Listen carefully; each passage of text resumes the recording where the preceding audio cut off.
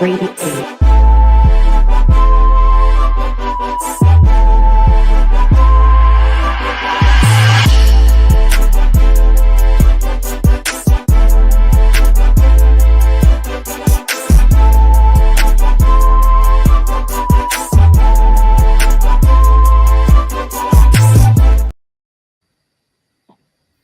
up, everybody? Welcome back to the Pick6 show. It's your boy Musa here with my guy Mike. How's everyone doing today? Doing good. How are you? Doing good. Just us two today so far, man. But we're going to keep the show going as usual. We had some good games last week in Week 13 in the NFL. As you guys know, the college football playoff bracket will be announced at 12 o'clock.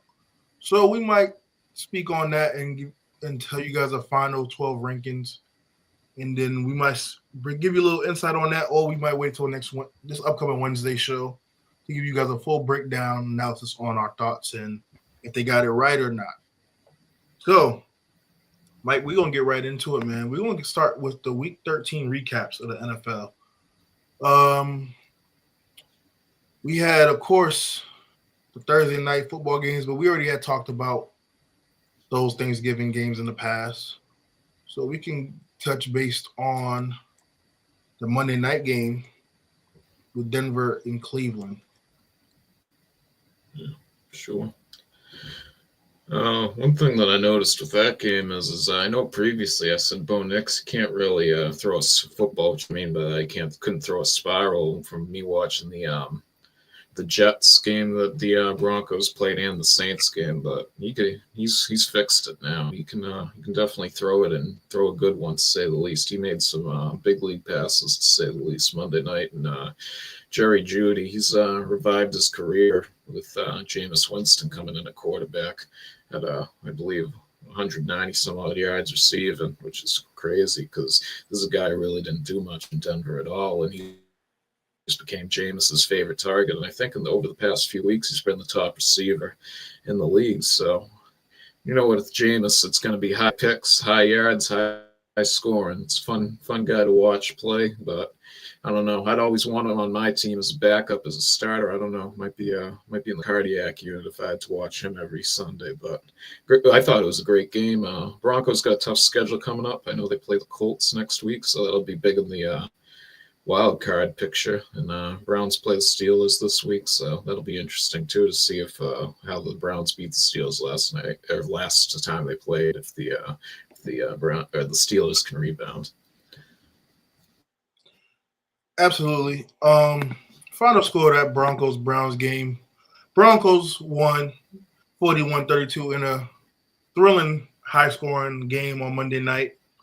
I don't know, man. Something about Jameis Winston in these special moment games where he just puts up bonker stats and numbers, and it's good games to watch. Bo Nix finished the game with 18 of 35 for 294 passing yards, a touchdown pass, and 2 picks. Winston is the only person I know who can put up these type of numbers and still give you wow factors in the moment. He finished the game with 34 of 58 attempts, 497 yards, 4 touchdowns, and 3 picks. 2 of those picks were pick sixes. One of them was to seal the game, essentially, for the Broncos to win. I agree. I remember when you first brought up Bo Nix and his passing. I said, I watched a few passes. He has some arm power. He can definitely sling the ball. He still has some mechanics issues to work out. But all in all, I wasn't still high on him. But I will say he has shown me otherwise, at least with being able to game manage along with Sean Payton and Cortland Sutton, who I feel like is someone that doesn't get talked about enough as one of the good and great receivers in this league. And the defense speaks for itself. Although they gave up 32 points to the Cleveland offense, they buckled down when it mattered most and was able to find a way to win that game. I like the Broncos' chances to make the wild card. They're currently 8-5, and they're 4-2 at home. Can they win a playoff game? It remains to be seen. It depends on the matchup, I believe. But all in all, I think the Broncos are pretty decent this game. I know some people will say, well, they got 2 pick sixes, yeah, but to still give up 32 points to Cleveland is still alarming for me, at least. considering how good that defense is in Denver. Moving on with Cleveland, Jameis is gonna play backyard football. We are come to conclusion and know this is what he is. He's gonna give you touchdowns. He's gonna give you some great deep ball passes, but he's also gonna throw some picks. Jerry Jeudy finally looked like the receiver I was hoping he can be coming out of Alabama with his route running. And I always want him on New England. I know, bias. But at the time, I think Brady was still in the league when he got drafted. I think him being a route runner was something I really wanted. Took N'Keal Harry over him, I believe. Don't remind me. A.J. Brown's another one. This list goes on with that draft. DK Metcalf. Yes. By the way, not to interrupt you, but breaking news: George Pickens is not playing today for the Steelers while we're on this. What's the injury? I forgot. I heard it this morning. It just said it was inactive when it came across my phone, but I forgot. Maybe a hamstring or something. Don't quote me on that, though. Yes. I noticed that they're throwing the ball a lot more. I know, I mean Cleveland, and I know that Nick Chubb just came back from injury. He's been back a couple weeks now, maybe a month going on. He had 9 rushes as well as Jerome Ford had 9 touches. I think with Winston, they're becoming more of a pass-heavy offense. I'm not mad at that at the end of this season, considering with Chubb coming back, you want to kind of manage him and make sure he's good to have a great offseason where he actually can train his body to get ready for the next season. But Cleveland, man, one thing I've noticed, they're gonna put up some points, and then there might be some games where they just wet the bed. But this is one of the teams where the record can full play people because they can go out any given Sunday and actually compete because they still have who I believe is the best defensive player in the league, Myles Garrett, on the other side of the ball. One thing you said on, I know it was the Broncos, you think they're going to go wildcat spot. I'm really curious, to be honest with you, about all 3 of these wildcard teams and Houston. I think Indy's going to find a way into the playoffs. You look at their schedule coming up. I believe they got the Titans, the Jags. I know I just said the Broncos and the Giants. So I think definitely Indy's going to find a way, and whether it be the wild card or I could even see Houston collapsing like the Jaguars did last year. But Baltimore has a tough schedule coming up. The only gimme win they got coming up, I believe, is the Giants. And the Chargers, they don't have anyone who can catch the football right now, especially with McConkey banged up. I know he's playing tonight, but I've got some concerns about those teams because if Miami can win out, which I don't think they will, they could definitely do it. But Indy, I think Indy's, a lot of people are saying, oh, they're not going to make the playoffs because they're not a good team. I agree they're not a good team, but you look at the schedule coming up, I think they can definitely sneak in. For sure. Real quick, because I know you touched on the schedule. The remaining 4 games for the Broncos, they have the Colts today at home. They're at L.A. No, that's next week. Oh, yes, next week. Yep, you're right. They have a bye week. So next Sunday, they have the Colts at home. Then the Thursday night game against the Chargers in L.A. Then they go to Cincinnati at the end of the year, and then the last game at home against the Chiefs. So there's potential for them to probably split these 4 games or maybe win one of the 3 because I think they can beat the Colts. I think they will beat the Colts. Depending on what Charger defense you get, you might be able to sneak past them. But, again, that's a divisional matchup, so anything can happen with that. I'm always a little bit more sketchy with division matchups. You're going to go to Cincy. You know Cincy's going to put up points. The question is, can you put up 41 points again or 30-plus points, which I don't know if that's going to be the case. Because, like I said, Knicks is playing well. I don't trust that offense enough yet to convince me that they can consistently put up 25-plus points. Because one thing you do know Cincinnati is going to do well is put up points. And I think even though they're playing a tough defense in Surtain and the crew, I think Cincinnati can still put up enough points to win that game. And then Kansas City, they might get Kansas City because they were supposed to get them last. It's like Kansas City needs division matchups this year. It's always come down to a field goal or something. I don't know. Snap. I feel like there's someone in that division is due to actually close the deal in the division matchup. So, and with them being home, I think they can have the chance to do so. But Yeah, real quick, I'm going to pull up the Indy schedule because you mentioned them. But yeah, I'll let they you go got ahead. they got a cupcake schedule coming up. But one thing that if any team playing the Broncos needs to look at what the Browns did this past Monday night.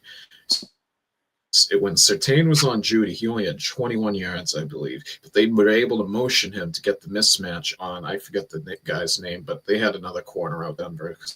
So it was a backup, and then they ended up for the last drive. They ended up swapping him out for another guy. But if other teams can use that and exploit that weakness in the Denver defense, I think that could be a big problem going forward for them. Because if you can get your number one off of Surtain, that opens up the whole offense. I agree. And then while we're touching base on that again, because I actually wanted to talk about this, and we're gonna probably deep dive more into it as we get into the topic of the show, which is the number one draft pick. Cleveland has some good receivers. They have pieces on that offense. Njoku, Elijah Moore. You have Judy. You still got Ford, and you have Cedric Tillman, and you have Chubb. They just need the quarterback. And honestly, if Winston is there again next year, and he can just be what he is now, but try to limit some turnovers, which is tough to say with the same sentence as Jameis Winston, they could be a playoff team, I believe. They have the defense to do so. At least capable to do so. But this quarterback draft is not as strong, I believe. We believe. I know you're high only on Cam Ward. I'm high on Shador. Even him, I have questions on, to be honest with you. Absolutely. But all in all, we both agree. Outside of at least Cam and Shador, at least everyone else is even bigger question marks. So with that being said, I don't see Cleveland having a record to where they can get in that position to get either one of those quarterbacks. And it seems like the Raiders is already locked in on getting both Sander boys. So who knows? I mean, we could talk about that more on Wednesday. But I think if Cleveland can get a quarterback situated, because I don't think Deshaun's going to come back in time. And even if he does, I don't think he's going to be what he once was, especially now he's coming back off an Achilles injury. I just think they're going to be fighting for the minimal in this division. But one thing we got to remember, though, his contract's up after this year, and Winston clearly plays better than some of these guys starting on other teams. So they're going to still owe money to Deshaun. They're in a terrible situation right here. They basically, and there's no really good quarterbacks on the free agent market this year, unless they can pull off a trade. They need to draft a quarterback, and even then, we talked about the depth. I think next year they're screwed unless Deshaun can come back and be the old Deshaun, or they can re-sign Winston. But I don't know how that would work with their cap.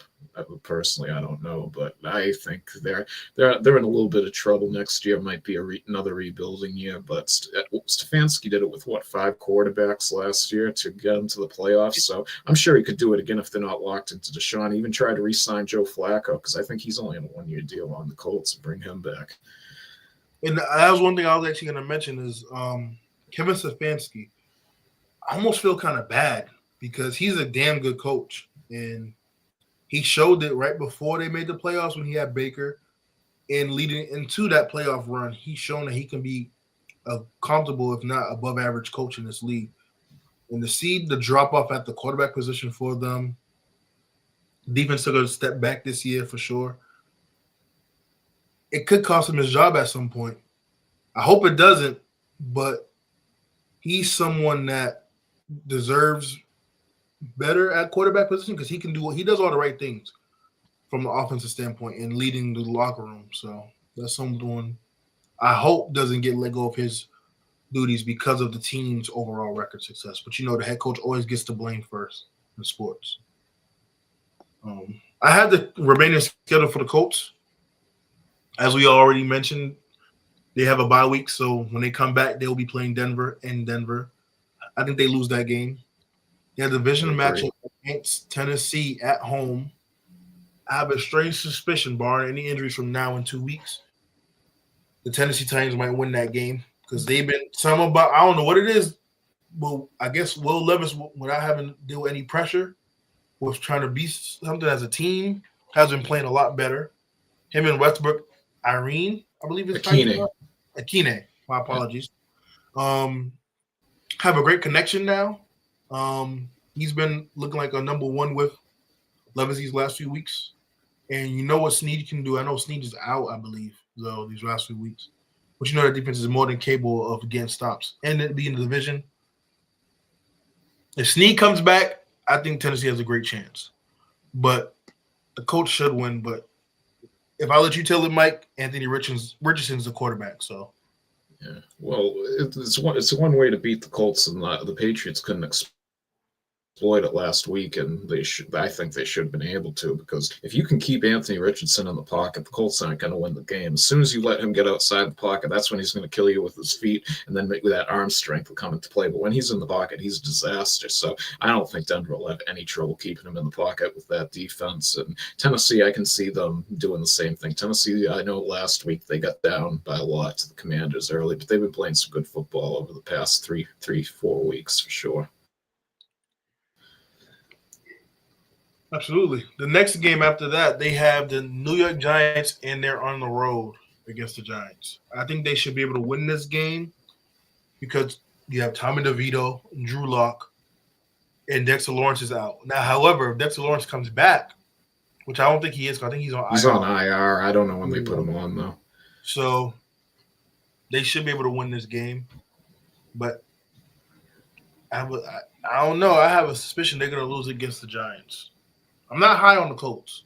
Oh, neither am I. It's just because of the schedule. Strictly because of that. But I will say they do their final game of the season at home. I think they do beat Jacksonville. Yeah, with Mac Jones as the quarterback. I think Jacksonville's going to be tanking at this point to get a pick. I don't know about tanking. I think they just suck so bad that they're not capable of winning, if you want my honest opinion. But I think I looked in the betting market a few weeks ago for the number one overall pick. If you think Jacksonville's going to get the number one overall pick, I would highly recommend you place a bet on Travis Hunter. I believe he's 2 or 3 to 1 right now to get be the number one overall pick. They ain't going to take a quarterback with a contract that Lawrence has. So I don't see them taking anyone else. That'll help him out at receiver when they lost Mobley. He could play either end. He could play on the defense, which desperately needs help in the passing game because they tear them up. So if they get the number one pick, I definitely see Travis Hunter going to Jacksonville. Absolutely. Next game we're going to talk about Cincinnati and Pittsburgh. Man, what a division game that was. But we're going to have a lot to talk about with this game. Of course, you had Russell Wilson, stats, 29 of 38, 414 passing yards, 3 touchdowns, 1 pick. Joe Burrow, who I believe will be MVP this year, without a doubt, if they had a winning record. 28 for 38, 309 yards, 3 touchdowns, 1 pick. You also had, let's go to the receiving, you had Chase, who came in with 86 yards, a touchdown with 6 catches. George Pickens, 3 for 74 with a touchdown. Freiermuth, 6 catches for 68 yards and a touchdown. And the Steelers come away with us 44-38 win in Cincinnati to finish to continue their record and improve their record at 9-3, and they're 5-2 on the road overall. Mike, I'll let you go ahead. Yeah, this is not typical Steeler football or NFC North football, to say the least, to have a game with it's over 70 points scored. And you look at the Steelers right here. So they're getting Russell Wilson for under $1 million a year, and Denver's paying all that money. I know we were just talking about Cleveland. The only way Denver gets a quarterback, if they do move on from Deshaun Watson, is do exactly what Denver did when they dumped off Russell Wilson. But getting back to the Steelers, I think the Steelers I'm debating it. I might do it before kickoff. I haven't decided yet. If not, I might do it this week. We'll see what happens. But I think the Steelers are honestly Super Bowl contenders. I think they could threaten that number one seed if Buffalo drops a game, and if they could beat Kansas City, and Kansas City fumbled a game along the way. I don't know how three-way tiebreaker would work. I don't know who has the advantage off the top of my head, but I could definitely see Pittsburgh making some noise in the playoffs as well. I think they're definitely a dark horse team to win the AFC. Are you more high on them after this victory against Cincinnati? I've been high on them for a while, to be honest, but but I'm not like I haven't put them in the Super Bowl contender range until last week because I just in recent memory, ever since maybe Big Ben in the COVID year, I believe, and then they fell off a cliff in December. But when has the Steelers offense been able to put up points like this in recent memory? And I'm glad you threw me the lob, D-Wade LeBron, because this is the perfect segue to what I was going to talk about with this game.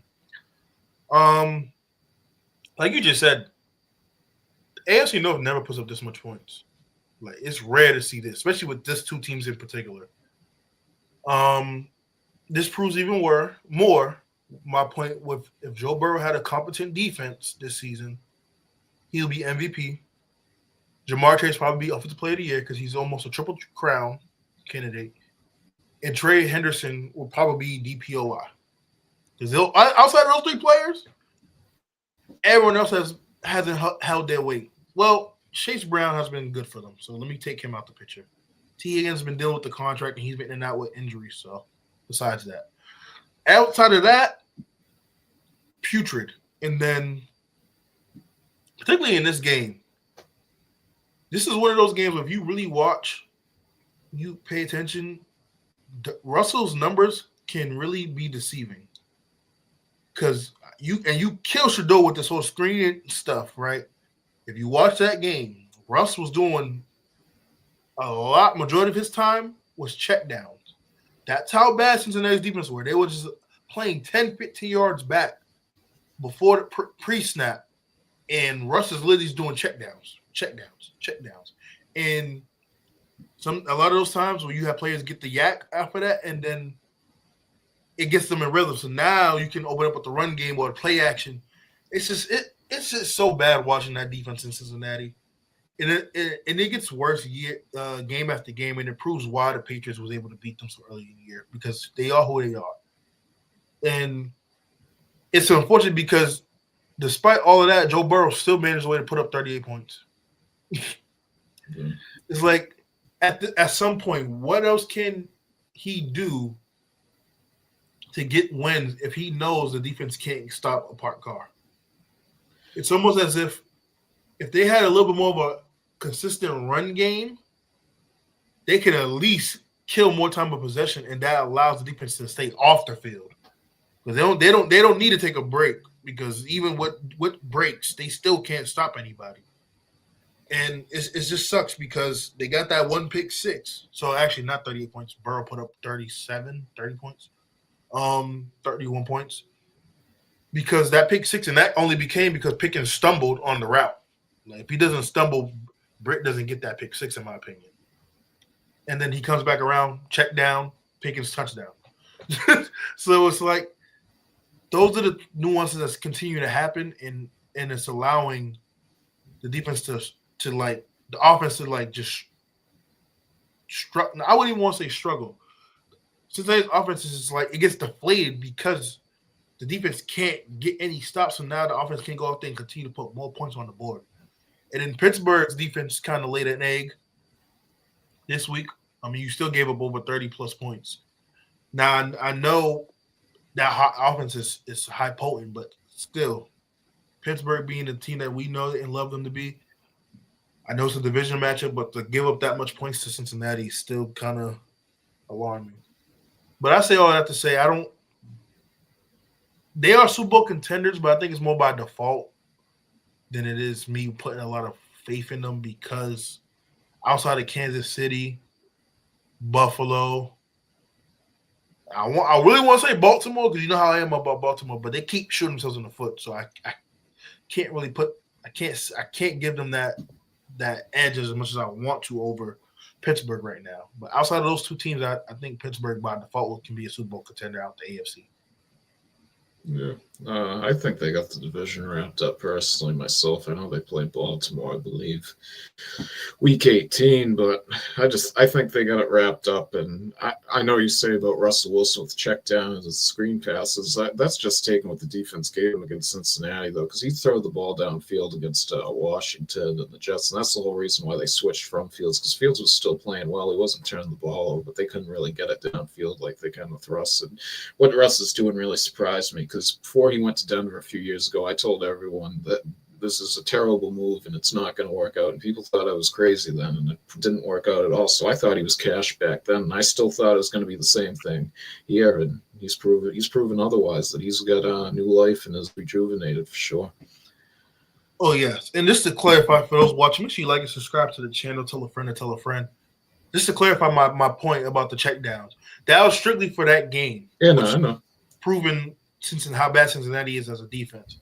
Because I'm not mad at what Russell did, because if that's what you're going to give me, that's fine, because now my receivers and the offense is getting in the flow and the rhythm, and now we'll be getting deeper into our playbook. You can't stop it. So I'm not mad at that at all. Real quick, it was just announced. The final AP for the college football has been released. We're not going to go deep dive into this. We're going to say that for Wednesday show, but I want to say the key alarming part is that Alabama is above SMU in the AP rankings. Alabama is at 11. SMU is right at 12. The ACC champions, Clemson, is at 13. And Miami has moved to 15, with South Carolina at 14. My question is, where's Arizona State? Arizona State is at 10. So, Indiana. Okay, so I'll go through the first 15. I can go through real quickly. Have it on my phone. Oregon's 1. Yep. Georgia is 2. Yep. So those are both first-round buys. Notre Dame is 3. Yeah, they won't get a first-round buy because they're not conference. Texas is 4. Penn State is 5. Ohio State is 6. Tennessee 7. Boise State's 8. Yep. Okay. Indiana's 9. Arizona State is 10. Then, of course, you got Bama at 11. SMU 12. Clemson at 13. 14, South Carolina. 15, Miami. Ole Miss is 16. BYU is 17. I don't agree with this because they lost, but they already said the bowl conference game won't have any dictation on the rankings. But Iowa State being at 18, after the way they lost, they shouldn't even be above Colorado. But Army's 19, Colorado 20, Illinois 21, Syracuse 22, Missouri 23, UNLV 24. Memphis ends it out at 25. So what we know now is, just off this alone, without the committee coming in, we know that Arizona State is going to get that bye and Clemson is going to be the 12th seed. That's the one thing I can take away from this. And we can also, I think, say here, we don't know this for sure, but I think we're going to see it'll be Notre Dame 5, Texas 6, and Ohio State at 7, maybe, based off of that, if they're going off of that. But I could definitely see them, if they're not going to penalize Texas for the conference championship loss, putting them at 5, Notre Dame at 6, and then Ohio State at 7. Shout out to Ryan Clark's son, who's on Notre Dame. Get to see him play in the college football championship, and now they're going to have Jerome Bettis' son on that team as well. But we're going to deep dive more into that come Wednesday. Now, we're going to get into the next game we could talk about. Like I said, last week's game, slate of games was really, really entertaining. We had some interesting games. But all in all, we are going to touch base on the Baltimore and Philadelphia game. It's hard not to harp on that game. Baltimore loses this game 24-19 to the Eagles. Lamar Jackson played pretty well. 23 for 36, 237 yards, 2 touchdowns, no picks. He also ran the ball for 79 yards on 8 carries. Henry, the first game, this isn't the game. I'm sorry. I'm thinking about the last week's game. But he had 19 carries for 82 yards, no touchdowns. Saquon, on the other end, 23 carries for 107 yards with a touchdown. Hurts 11 for 19, 118 with a touchdown. And Philly wins this game in a close one to against Baltimore in Baltimore. Mike, I'll let you take it away on your thoughts on this game. I just texted you the link for the selection show if you want to put it on your phone, by the way, too, if we're going to watch it live. But basically, if Tucker could have made the kicks, I think this would have been a different game. But one thing I've always said is these NFC guys don't know how to plan for Lamar Jackson a lot of times. Vic just played him last year when he was in Miami. He's played him when he was in Denver, so he knows how to game plan against him. And that's a huge reason why Lamar suffered his second loss to an NFC team. But Philly, I know everyone's saying they're going to pass Detroit for that number one spot. I really don't see that happening. And if Detroit's not healthy, I could see them beating Detroit in the playoffs. I could definitely see that. But see how he handles that. A lot of different things to consider. Yeah, but Saquon had a great game, closed it out with a touchdown there at the end, but. I don't know. I'm curious to see what happens with the Ravens because I know that, as I said, they only have one guaranteed win, really. I shouldn't even call it a guaranteed win, but one game that they should definitely win on this schedule. And I think they're going to be probably, unless they play Houston, I think they're a first round out regardless. One more thing just to add quick, and ever since that Cincinnati game, Henry's been shut down for the most part. So Cincinnati exposed something as bad as their defense is. They exposed something in that Baltimore offense that you can see when Henry's going to run and how to shut him down. So they might need to change something out. Real quick, while you mentioned the Baltimore schedule, I feel like it would be nice to talk about the remaining 4 games. Next week, they're at New York to play the Giants. I think that's a win. They're at home to play Pittsburgh. I think this is where they get their lick back, and they beat Pittsburgh. Then the next game is at Houston. I think they beat Houston. And I think they run the table, if I'm being honest. The only questionable games I feel like is Pittsburgh and Cleveland because it's division games. But I think they get their lick back on both division games and beat Pittsburgh and Cleveland. So that means they'll go, in my opinion, on the last 4 games, at least for the moment, I have them winning out. And that makes them 12-5 on the season. I wouldn't be surprised if they go 9-8 personally myself, but I think they'll be somewhere in the middle of both of our predictions, probably around the 10 to 11 win range. Sure. My thoughts on this game. The Ravens lost this game as much as I would want to say the Eagles won it. And the reason why I feel that way is I watched this game. I caught the game later, but it was at the point where Baltimore's up 9-0.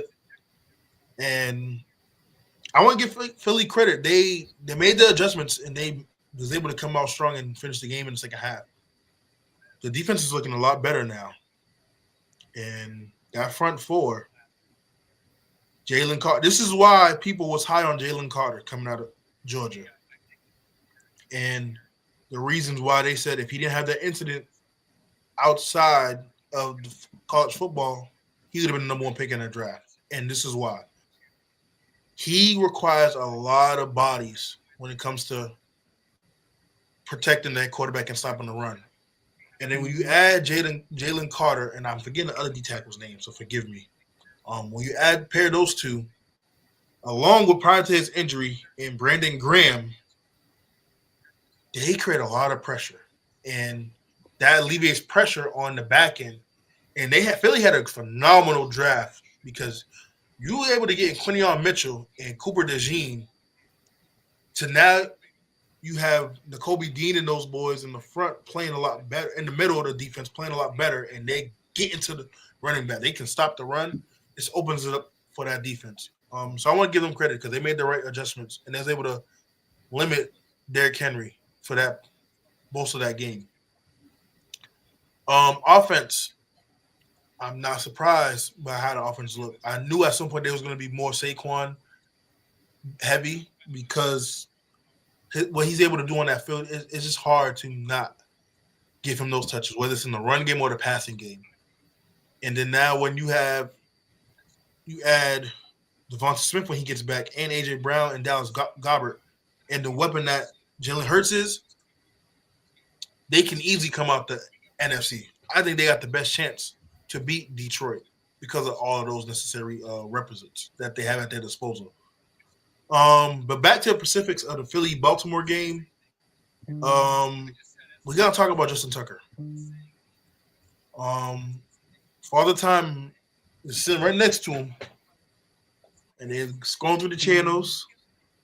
They're about to have some drinks because it might be time for him to hang it up. I don't like solely blaming just the kicker on games, but to your point, Mike, if he makes his field goals, Baltimore most likely wins this game. Because I do give credit to Philly making their adjustment second half, but it was a lot of stalling. Like, Baltimore's defense was getting the stops that they needed. The offense was moving the ball for Baltimore. They just couldn't capitalize on the points when they needed to. So, and that goes to why I'm not. I as much as I want to see Lamar get the win and win the Super Bowl, it's hard for me to trust them because they keep beating themselves, shoot themselves in the foot. What is the defense giving up plays? What is the Tucker not making field goals? Or where's Lamar not making the easy reads and missing throws? Because there's been some times where he has done that. He's not completely off the hook either. So if I'm going to be unbiased, I have to be true teller in that. So that's kind of where my head is at. Like I said, when you look at the remaining schedule for the Ravens, I do believe they'll win out. But a first round out, I disagree with that, at least. Yeah, as I said, it depends on who they play. If they play the Texans, I think they'll beat the Texans. If the Texans make the playoffs, I would not be surprised if the Colts come back to win that division. Real quick, because we can look at the Texans remaining 4 in a second. We can talk about the Eagles remaining 5 games for the year. They play the Panthers today at home. That should be a victory. They are at home against Pittsburgh. Then they're on the road. They're going to play the Commanders. They're at home again for the last 2 games. They play the Cowboys, and then the finale will be the Giants. I can easily see them going 4 out of 1. Hell, they could probably run the table. And if they was to run the table, Mike, they will finish the season 15-2. Yeah, I don't know. It's I just think there'll be some loss mixed in there one way or another. And who knows, even this weekend. I know some guy out in Kentucky, he went to Vegas and put a $3.1 million bet on the Eagles' money line today. So I was going to say that could get interesting if the Panthers can play well. But I don't know. Look at last year, what happened with the Eagles. We're almost seeing it with the Chiefs this year. They had, I believe they started off 9-10-1 and then fell off a cliff, and they were all close wins, just like Kansas City had. So see if they can maintain their health and see how this is going forward. And Dallas Goedert's on IR too, so he'll be missing a few of these games at least. I don't know when Smith's coming back. Absolutely. Is there any other games you want to talk about from last week? I know we can quickly shout out the Bills and Josh Allen for the demolition they put on San Fran in the snow game. But that was no surprise at all, at least for me. I didn't expect them to win by 25, but I expected them to win comfortably, especially with Christian McCaffrey going down. One thing is, look at how banged up San Francisco is. I know today there's no Mason, there's no McCaffrey. Ayuk's out for the year.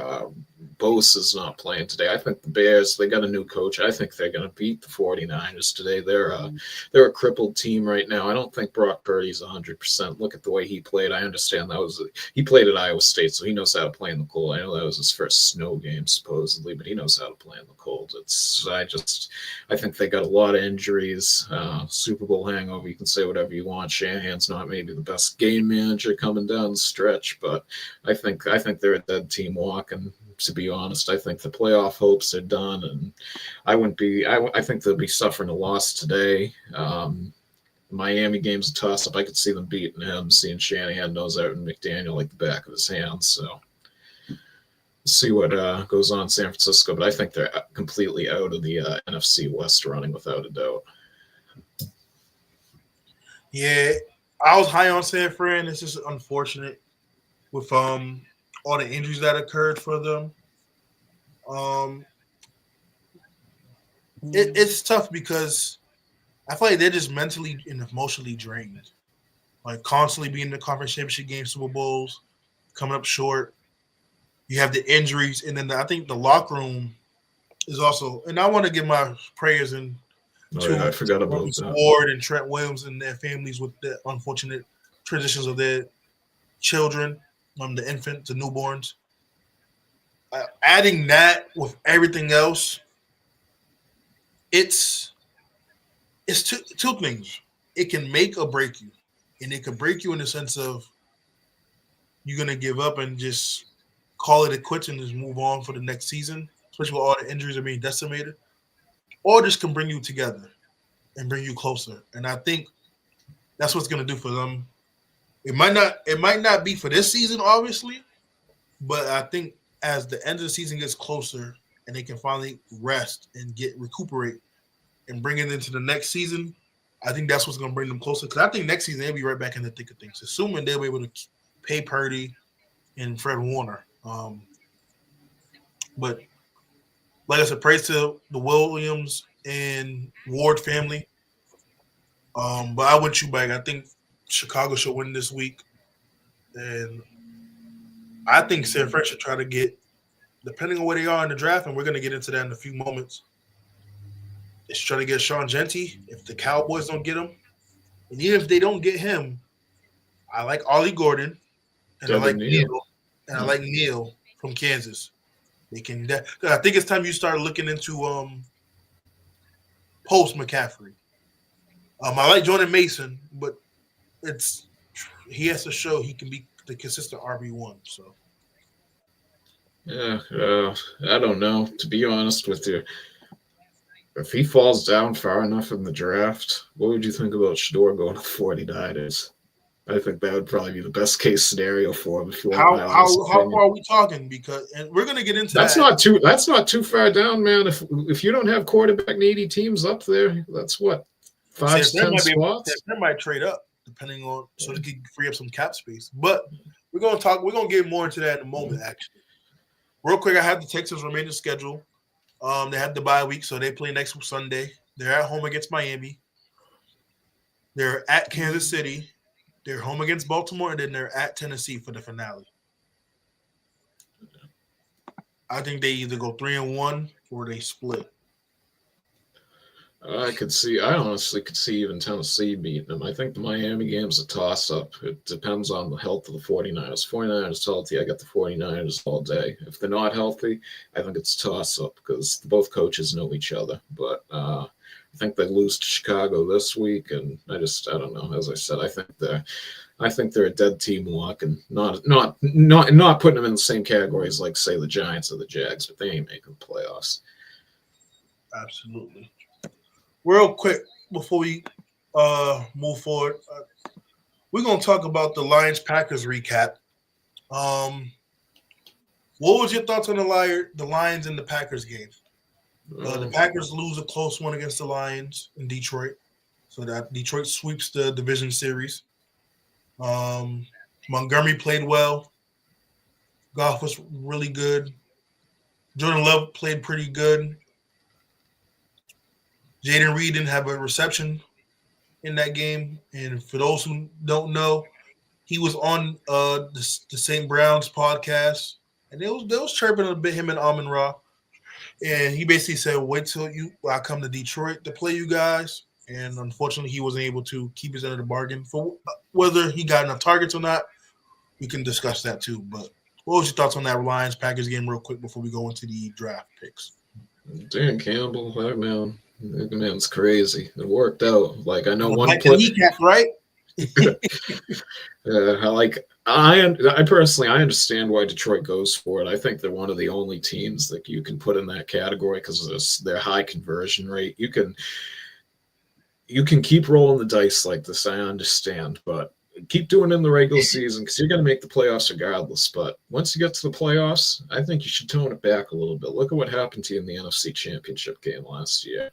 Like just don't let it be the detriment to your team this year. But Lions remind me a lot of what the Dolphins went through at the end of last year with all these injuries. So they got to get guys back healthy. If they keep having these injuries on defense, I honestly don't know how they come out of the NFC.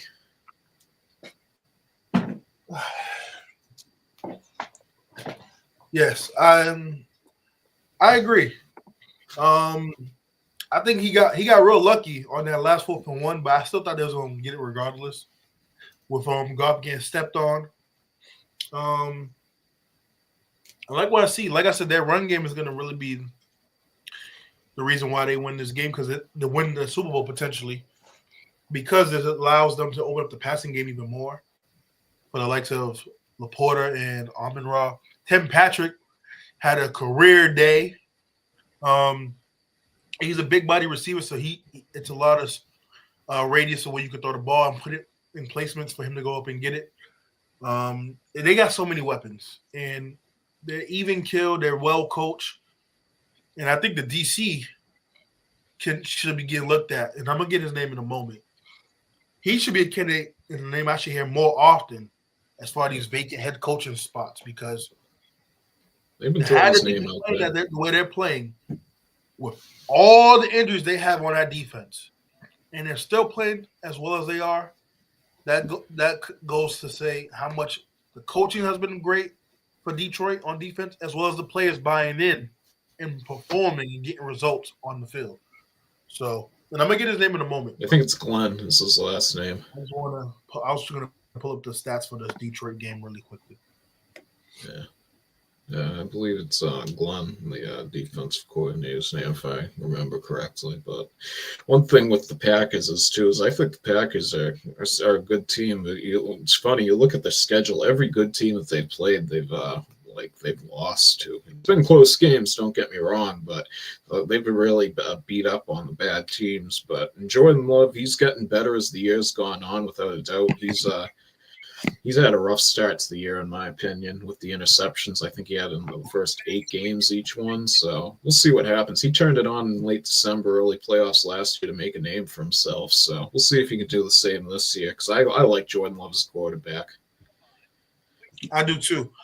And I said in the private chat, even with the Packers losing, I'm still high on the Packers. I still think they can make it out the NFC given the seeding variance. But they are losing some close games, but that goes back to what we always mentioned a few weeks ago. There's always that team like Arizona of the world where they get into a lot of these close games, and their record gets what it is because of them winning these close games. And I think that's the same thing with Green Bay. I think Green Bay will probably have 2 losses, maybe 3, if they capitalize and win these close games. So, real quick, I have the stats for the game. For the Lions, Jameis Williams, he finished with 80 yards, 5 for 8 targets.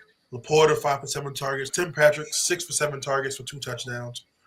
Christian Watson, 4 for 7 on 114 receiving yards.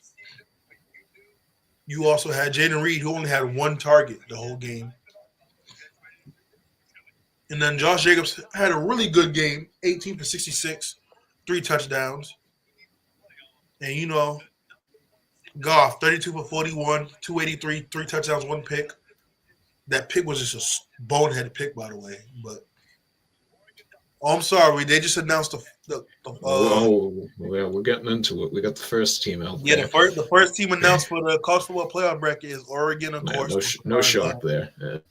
But Georgia, no shock there. Yours is faster because Georgia just got announced on my screen. But yep, Jordan Love, 12 for 20, 206 yards and 1 touchdown. So, close game. It was a good game to watch on Thursday night. But we're going to move on. Mike, real quick, do you have the pick'em points that I can update? Yes, I do. For those watching, make sure you like and subscribe to the channel. We actually have a comment. Ty just posted his comment. Let me see what Ty says. What up, Ty? Jaden Reed, 1 target, 0 catches. Green Bay is not having a consistent number 1. Green Bay's problem is not having a consistent number 1. Absolutely. And that's kind of the gift and curse, right? Because without the number 1, they can spread out the ball and defense can't really predicate on one thing. Well, at least with Josh Jacobs, you can now. But if you have a number one option, now it kind of gives everyone else more relief, if that makes sense. I think they should go get T. Higgins because I don't think there's a lot of good receivers out on the market right now for free agents. But I think T. Higgins with a Jordan Love can be a number one, and then with everyone else in the fold can make some noise. I think you get T. Higgins, you call on the phone to see the trade market for Romeo Dobbs, and you go from there. Boise State, number 3. We knew that already, though, bro. I ain't going number 3. I thought they was going to say at 4. Nah, because they're high ranked in the AP. It's all right. So number 4 will be Arizona State, and 5 been the will be biggest Sean Clemson. Jetty and Boise State guy on the show, man. I'm telling you, he gonna have Ezekiel Elliott type of game in the playoff. Let's see who they play, bro. I think they're gonna get steamrolled. I ain't gonna lie. On that. I ain't gonna lie. But so yeah, that's my real quick. But you have the pick 'em spread for the points? Yeah. I know I lost the lead. No, you didn't. You're up by 2. You got 316. Clips has 314. I have 273. Peso has 271, and Ty has 251. I got 316. Yep. Clips has 214. 314. Yep. You're in third place, correct? Yeah, 273. 273. Peso is 271. 271. And Ty has 251. 251. It's all right, Ty. Hey, Ty, enjoy that vacation, man. Don't worry about these pick 'em spread and points, man. Enjoy the vacation, man. You deserve it, bro. Don't worry. You catch up soon. Not to me, of course, but you catch up nonetheless. Yep. Clips got to leave me alone, man. Just let me live. Jesus.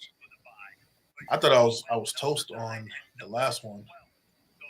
Yeah, I was gonna say this conference championship games yesterday cut that lead a little bit. Yeah, for sure. Arizona State at 4. That's no surprise. Now the real fun begins. But we're gonna move right along. Now we got the pick'ems out the way. Let's get into the main topic, the number 1 picks. Currently, as the standings stand today, 3 teams have been eliminated. Clemson's at 5. No, they're 12. 12. I'm sorry. Whew. All right. Anyway, let me focus. We have the Raiders and the Jaguars at 2-10. The Patriots 3-10. Titans, Jets, Browns all 3-9, and then the Bengals 4-8. So as it currently stands, it looks like the Raiders will have the number 1 pick, I believe. I think the Jags got them. The Jags because of the differential. Yeah. So it'll be Jags, Pats, then the Raiders. I know Tankathon's got it, but I haven't checked recently on there. Yeah, so Mike, I'll let you go. Who do you think will earn the number 1 pick? No, I don't know if earned.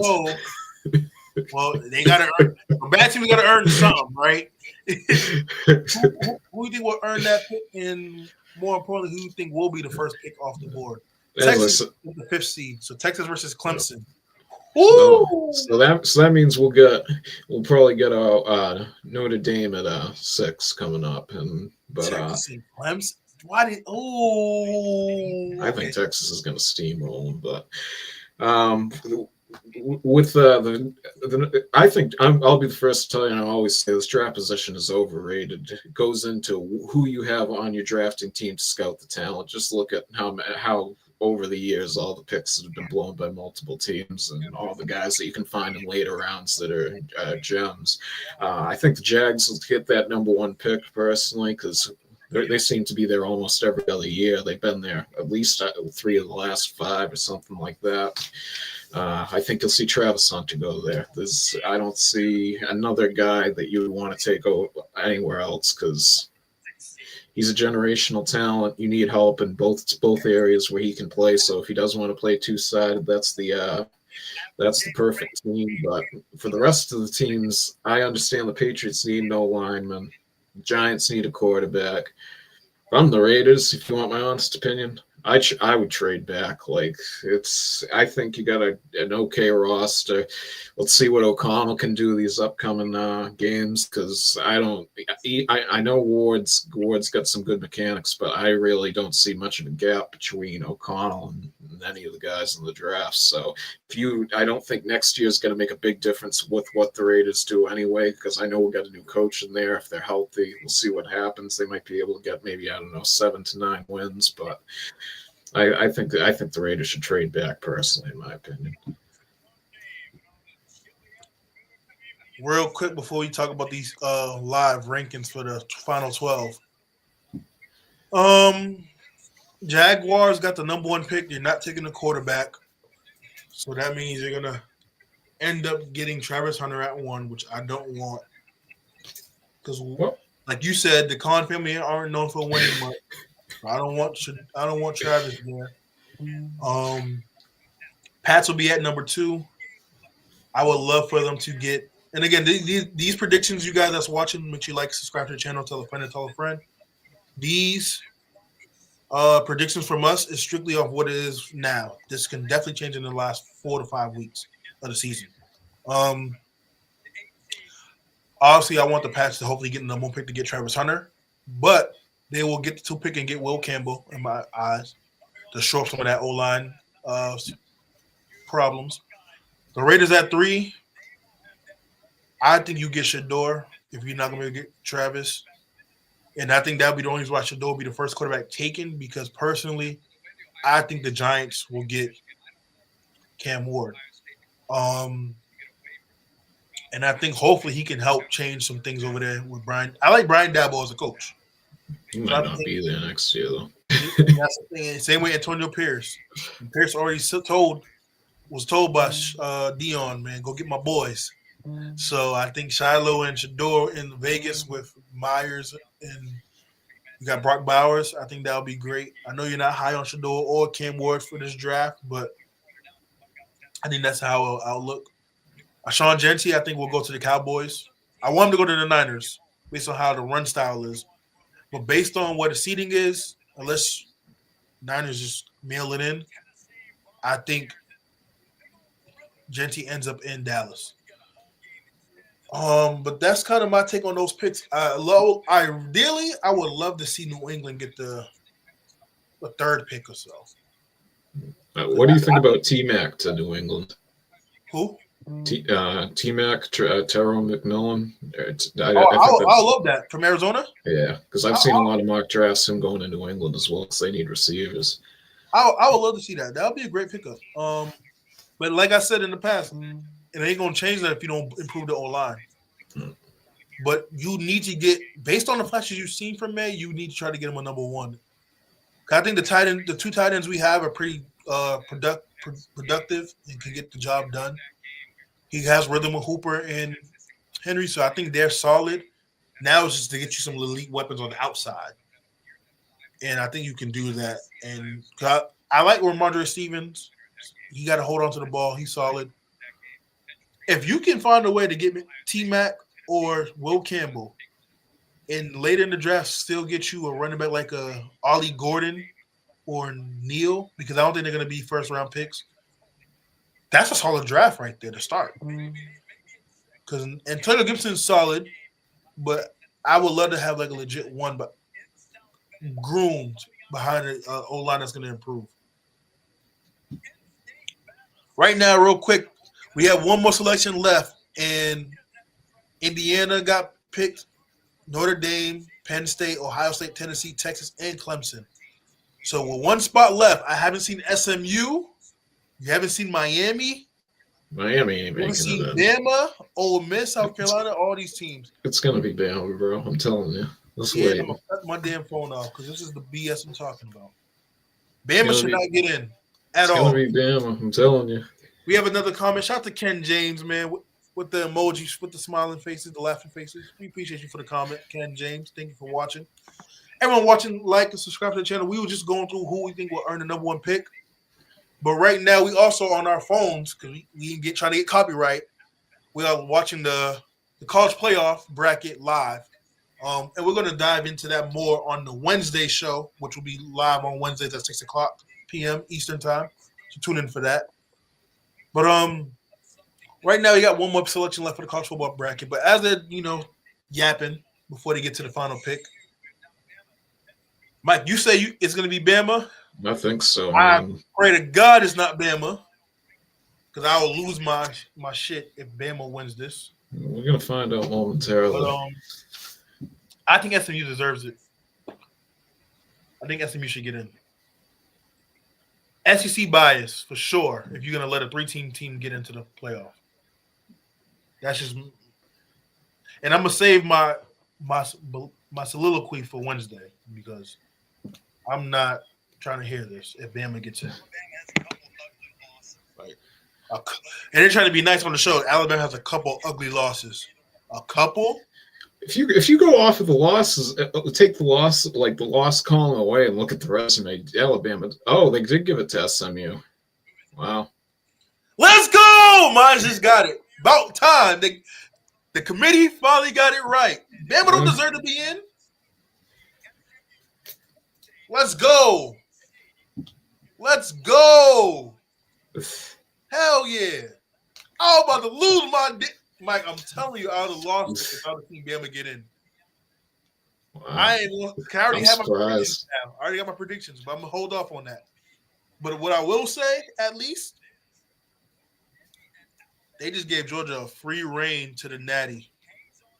If you look at how they're saying this, I don't see any of these teams beating Bama. Unless Carson Beck, what's the bet? I mean Georgia. Yeah, I'm sorry. I'm still happy about Bama being out. Roll Tide and roll their ass back home.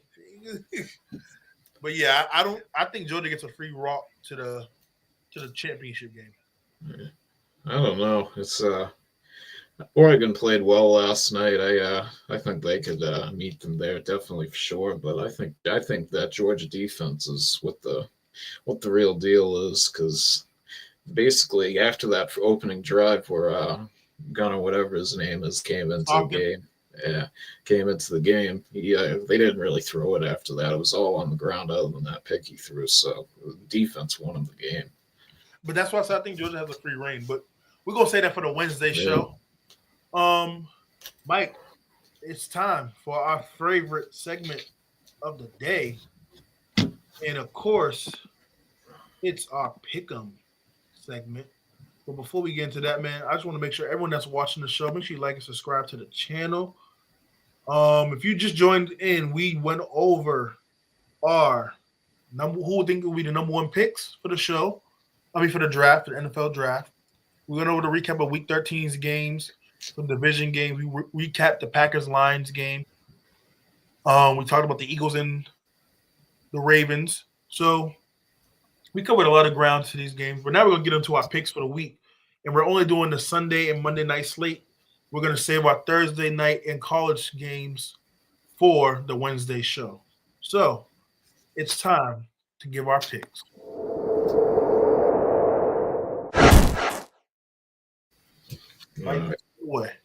So first game we got is Panthers at Eagles. The Eagles are minus 13.5. Peso has the Eagles minus 13.5. Ty has the Panthers plus 13.5. And myself and Clips have the Eagles straight up. I have the Eagles straight up. I think the Eagles win this game comfortably. I will say this might be the one time Bryce Young might show some flashes of what he did prior to his improvement, because I just think the Eagles defense has just been on a great run these last few weeks. And with that O-line being sketchy the way it is in Carolina, I think Jalen Carter has a feast on collapsing that pocket and letting others get to sacks and get the pressures. So I got Eagles straight up. Next game is Raiders at Buccaneers. Buccaneers are minus 6.5. Peso has the Bucks minus 6.5. Myself, Ty, and Clips have the Buccaneers straight up. Just a little bit of notes for this game. Mike Evans is battling an injury, and Baker was in a walking boot at the end of last week's game, but both of them are playing, I believe. So just tread with caution, anyone, if you're going to bet the Bucks. I'm going to go Bucks straight up, because I think the Raiders – Antonio Pierce is going to have that team fighting, of course. Well, oh no, I think they're losing so they can get that high top pick, so they can get Shador and the crew. So I'm gonna go with the Bucks straight up. I think Baker gets the job done. All right. Next game we got is Browns at the Steelers. Steelers are -6.5. And minus George Pickens. Pesos got Steelers -6.5. Myself, Ty, and Clips have the Steelers straight up. I have Steelers straight up. It should be a close game. I believe this division game is going to be a lot closer than well. Let me rephrase that. I think this matchup between the Browns and Steelers will be a lot closer and lower in score. I mean, a less low in point. Less. Oh my god. Lowest scoring game. Yeah, I can't even talk. I'm still excited. I'm looking at this college playoff bracket. I'm just excited, man. I'm sorry. I'm ready for Wednesday show already. But I think it's going to be low scoring. It's going to be close. It's like the Cincinnati game, but I think the Steelers win the game by at least 7 or 10 points. But it will be probably like a 20-10 type of game. I don't see it being high scoring at all.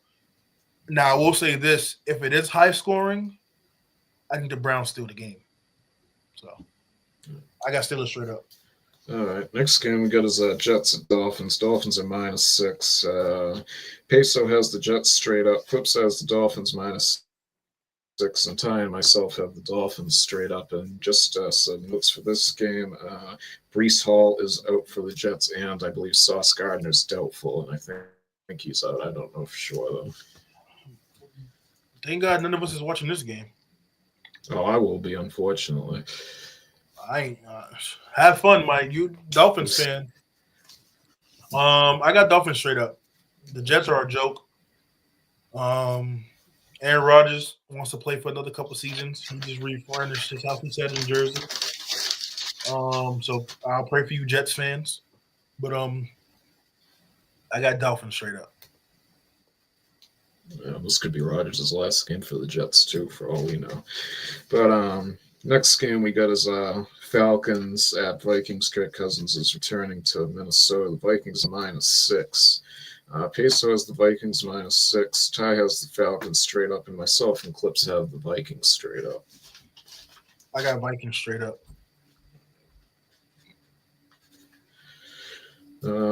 Okay, next game we got is the Saints at the Giants. Saints are -5.5. Clips has the Giants straight up. Ty has the Giants +5.5. Peso and myself have the Saints straight up. Derek Carr's back. We have Drew Lock on the Giants. No Taysom Hill for the Saints. Rest of the year, yeah. Derek Carr is historically terrible as a favorite too for covering spreads, by the way. And that's another thing I'm just torn. Is like, this is bad. This is bad all across the board. Well, who's at home again? The Giants. It's in the Meadowlands. I'm gonna go Giants straight up. I think with the cold weather, I think that might help them. I don't know why I'm picking the Giants. I really want to pick the Saints. I don't trust neither team though. I just think Tracy is gonna have a good game. I agree. I agree with not trusting either team for sure. But I think Darren Rizzi, he might keep that Saints head coaching job if they can get this win and have some wins to go out on the air. Next game we got is Jaguars at Titans. Titans are -3. Calvin Ridley will be returning to play the Jaguars. And Clips has the Jaguars straight up. Peso has the Jaguars +3. Ty and myself both have Tennessee -3. Mac Jones is like 0-15 in this spot, just for anyone out there as like a single-digit dog. I was gonna say Mac Jones is the quarterback for this game, so I have Tennessee straight up. I think this is a gold game for prop bets too, for any of the Tennessee receivers too, for anyone who's placing bets today. Next game we got is Seahawks at Cardinals. Cardinals are -3. Clips has the Seahawks straight up. Ty and Peso both have the Cardinals -3, and I have the Cardinals straight up. No Kenneth Walker for this game either. Division game, no Kenneth Walker. I like Zach, the backup, being the RB1 for this game. Oh, Charbon, yeah. Yep. You said Arizona's at home, right? Yep.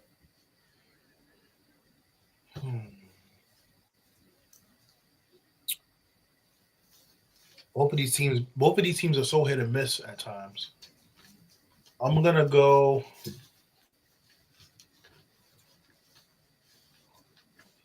Oh, I thought the Giants game was hard to pick. Jesus. Oh man. Marvin Harrison's is playing, right? I don't know. I believe so. I go Seattle straight up. I'm gonna go Seattle. Next game we got is Bills at the Rams. The Bills are -3.5. Bills straight up. Yeah. I ain't wasting time on that. All right, so Musa and Pace got the Bills straight up. Clips and myself have the Bills -3.5, and Ty has the Rams straight up. Next game we got is I'm gonna get my solo layoff for this one real quick. Listen, Ty, I know you're on your vacation. I hope you enjoy. Make sure you send the group chat a video you taking a shot when the Rams lose today against Buffalo. That's what's gonna happen. Take a shot if you love yourself, because you know your Rams are going to get demolished today against Josh Allen and the Bills. So, hope you're having fun on your trip, though. We'll see you soon back on the show. That's all I got to say. I was going to say it's actually a popular play, the Rams this week with the points, to be honest with you, because the Sunday line opened at 4. It's down to 3.5 now. But next game we got is Bears at the 49ers. 49ers are -3. Clips and Pacer both have the 49ers straight up. Ty has the Bears +3, and I have the Bears straight up. Bears straight up. Especially since the first game where Eberflus fired. Yeah, they're going to beat the Niners. Okay, we got the Sunday night game. Chargers at Chiefs. Chiefs are -4. Clips and Ty both have the Chiefs -4. Pacer has the Chargers straight up, and I have the Chiefs straight up. I got the Chiefs straight up. Last game we're picking today is a Monday night game. Bengals at Cowboys. Bengals are -5.5. Peso has the Bengals -5.5, and myself, Ty, and Clips both have the Bengals, or all have the Bengals straight up. This is tough because I want to pick the Bengals. I really do. But that defense is I'm just not sold on that. We already talked about it in the show how bad the Cincinnati Bengals defense is. And Dallas defense is actually not bad as it has been the last most of the season. Micah's back. Mike Parsons. The problem is, am I really going to bet on the Cowboys because of Cooper Rush in the crew on offense? That's the only tough part. And the thing, I got the Cowboys straight up. Wow. Even with Homer Simpson playing quarterback for him this Monday night. I trust Micah's defense more than I trust the Bengals. So, I think the defense for Dallas is going to help at least limit some of the scoring outbursts that Cincinnati does, and that's going to give them a chance to win the game.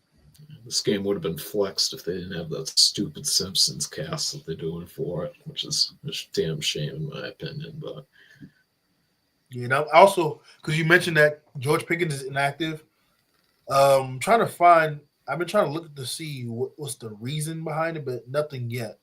By the way, I guess Tomlin talked to him because they didn't like how he acted at the end of the Browns game, and they said he was receiving the message well, so I don't think it's because of that. Hamstring, yeah. Yep, hamstring.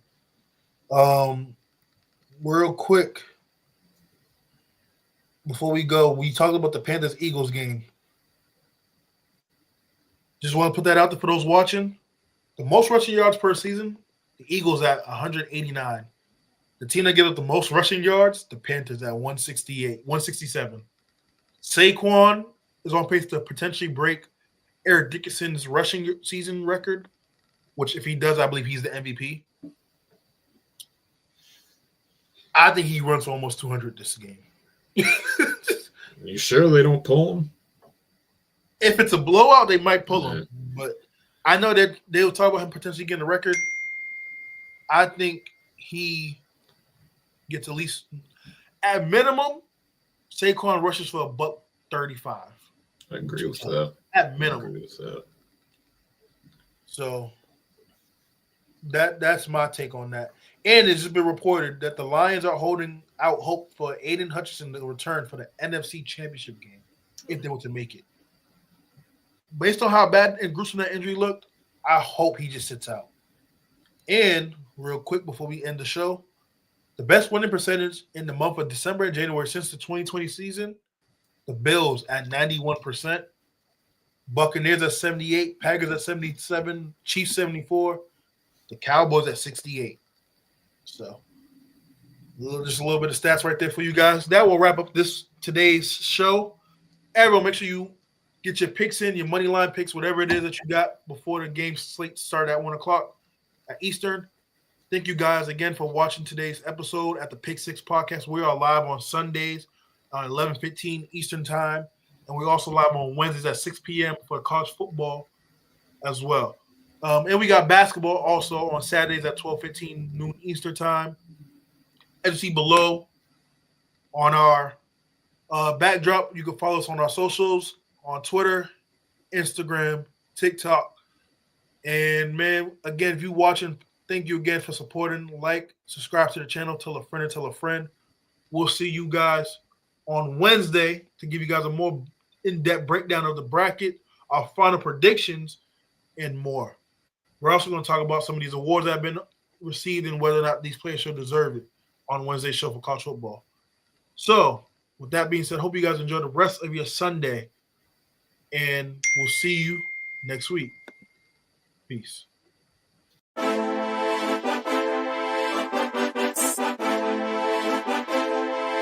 Great.